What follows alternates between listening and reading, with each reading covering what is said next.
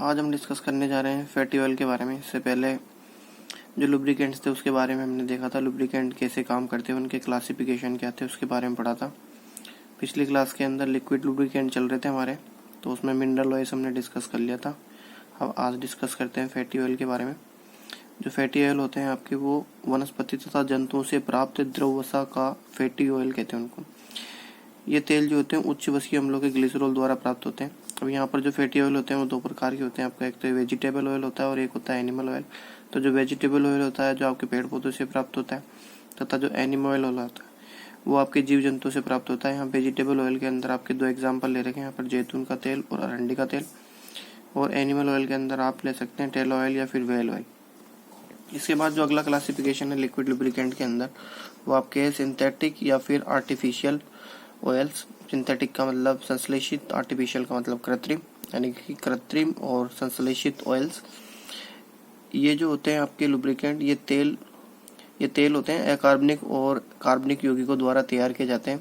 जहाँ खनिज तेल स्नैकों के रूप में काम नहीं आते, वहाँ पर सिंथेटिक या फिर आर्टिफिशियल स्नैक काम आते हैं। यानी कि ऐसी मशीनरी जहाँ पर आपके मिनरल ऑयल काम नहीं आएंगे, वहाँ पर सिंथेटिक या फिर आर्टिफिशियल ऑयल काम में आते हैं। इन तेलों में उच्च ताप को सहन करने की क्षमता होती है, यानी कि जो मशीनरी होती है अगर उसके अंदर टेम्परेचर अगर ज़्यादा रहता है तो वहाँ पर इन लुब्रिकेंट्स को अपन काम में ले सकते हैं। इसका जो उपयोग होता है मुख्यतः जेट इंजन तथा परमाणु संयंत्रों में किया जाता है इनका। अब जो सिंथेटिक ऑयल होते हैं आपके, वो निम्न प्रकार के होते हैं। जिसके अंदर पहला सिंथेटिक ऑयल है आपके पॉली एल्किन ग्लाइकोल है।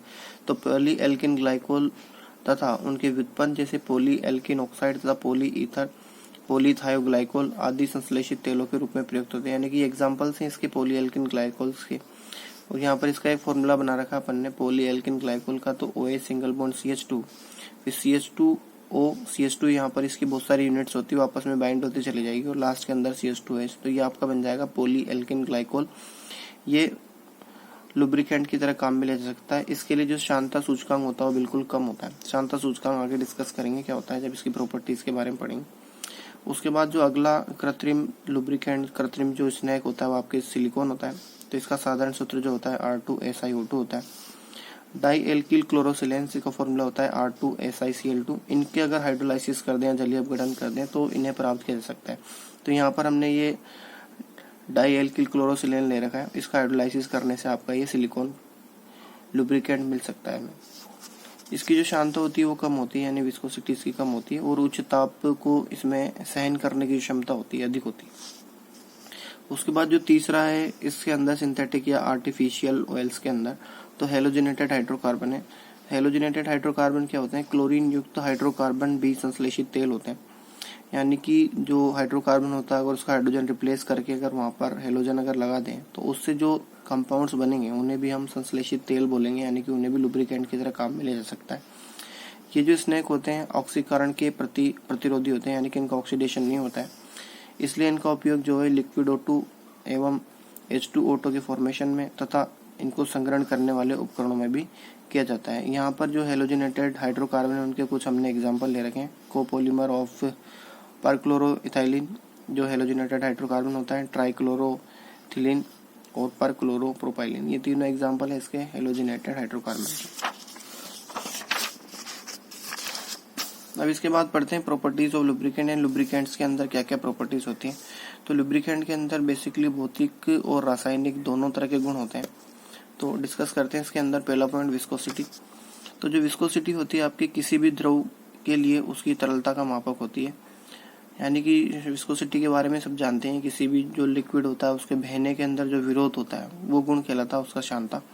तो शांता द्रव का वह गुण होता है जो सतहों के मध्य आपेक्षिक गति का विरोध करता है, यानी कि उसको बहने से रोकता है।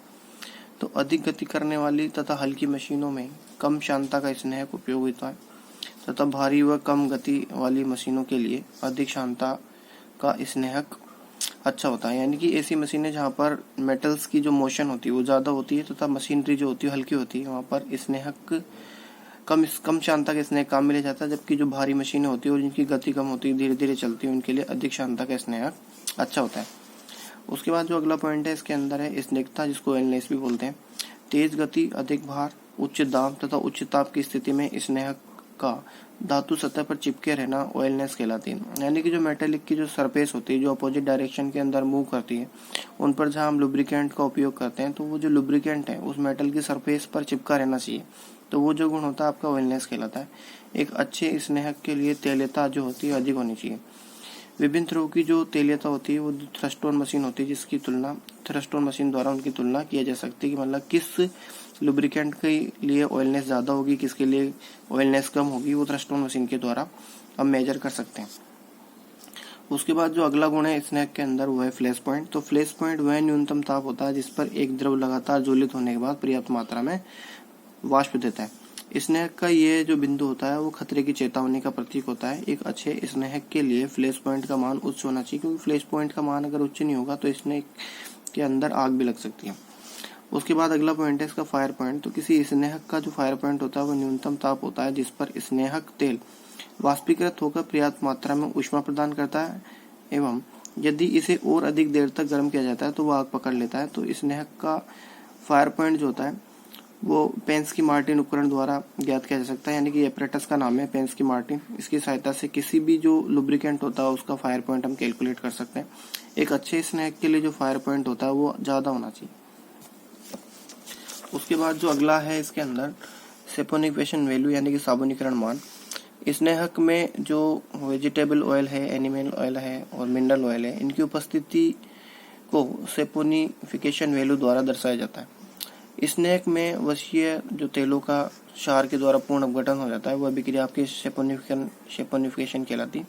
यानी कि स्नेहक में जो आपके वसीय तेल होते हैं उनकी क्षार के साथ अभिक्रिया करा दें अगर, तो वो जो अभिक्रिया होगी आपकी सेपोनिफिकेशन अभिक्रिया कहलाती।